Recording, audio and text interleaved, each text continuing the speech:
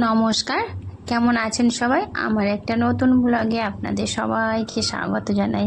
তো আজকে হলো জগদ্ধাত্রী পুজো। তো জগদ্ধাত্রী পুজোর মানে ঠাকুর দেখতে তো যাইনি, তো যাই হোক, জগদ্ধাত্রী পুজো মানে জগদ্ধাত্রী ঠাকুর যা, দুর্গা পুজোও তাই। মানে মা দুর্গা যা, মা জগদ্ধাত্রী তাই, একই।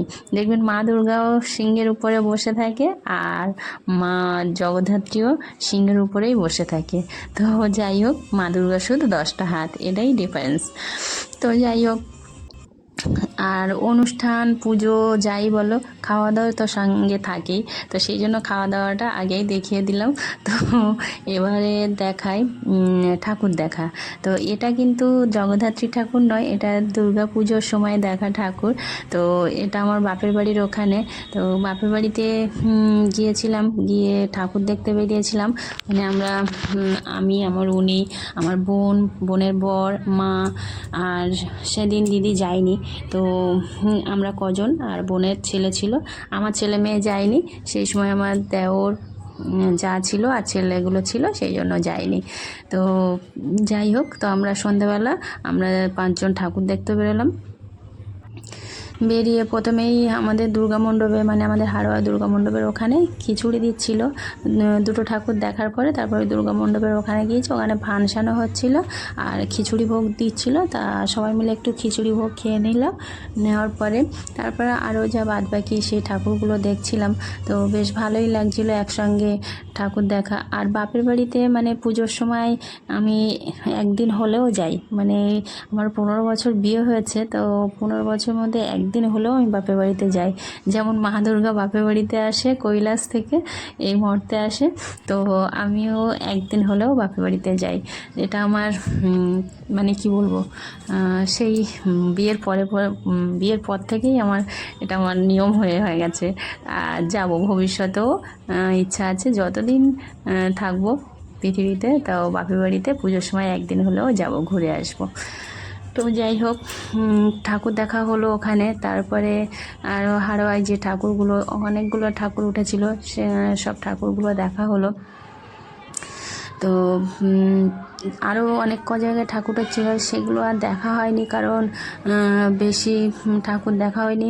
বোনের ছেলেটা একটু ও বাড়ি যাবো করছিল, তা মা আগে ওকে নিয়ে চলে গেছে। তারপরে আমি, বোন আর আমার উনি 3জন আমরা ছিলাম।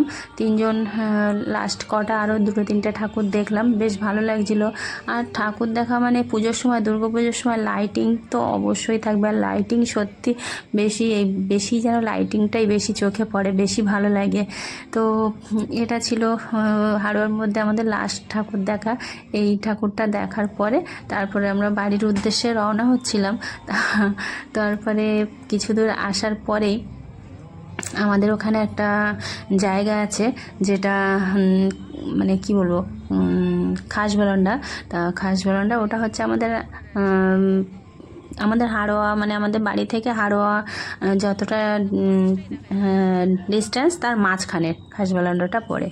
তো সেখানে এসে এই জায়গাটা, তো এখানটায় এসে কিছুক্ষণ দাঁড়িয়েছিলাম। এত সুন্দর এখানটায় হাওয়া না, সব সময় হাড়োয়া থেকে এই জায়গাটায় আসলেই দেখুন কি সুন্দর লেখা আছে আই লাভ খাসবালন্ডা, মানে আই লাভ ইন্ডিয়া থাকে, মানে সব জায়গায় আই লাভ ইন্ডিয়া। তো এটা এখানে আছে আই লাভ খাসবালন্ডা, বেশ ভালো লাগছিল জায়গাটা।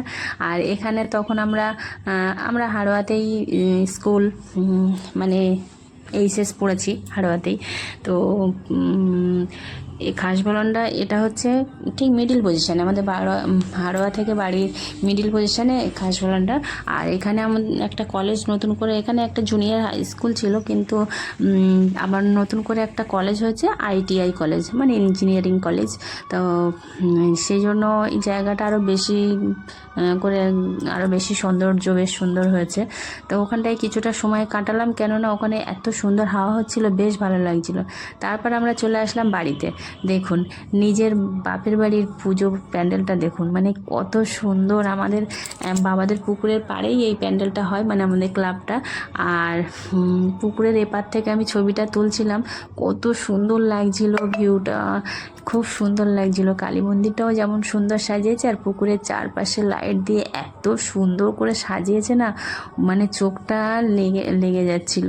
তো যাই হোক, তো প্যান্ডেলের ভিতরে ঢুকে ঠাকুরটা দেখলাম, তখন রাত 11টা বাজে, তখন আর কেউ ছিল না ওখানে, মানে যেহেতু আমাদের পাড়ার ভিতরেই প্যান্ডেল, আমাদের বাড়ির পাশেই, তো অত রাত্রে ছিল, দু একজন ছিল। তারপরে আমরা তিনজন একটু বসেছিলাম, আমার বোন, আমি আর আমার উনি, তো বসেছিলাম। বসে থেকে বেশিক্ষণ না, 2-4 মিনিট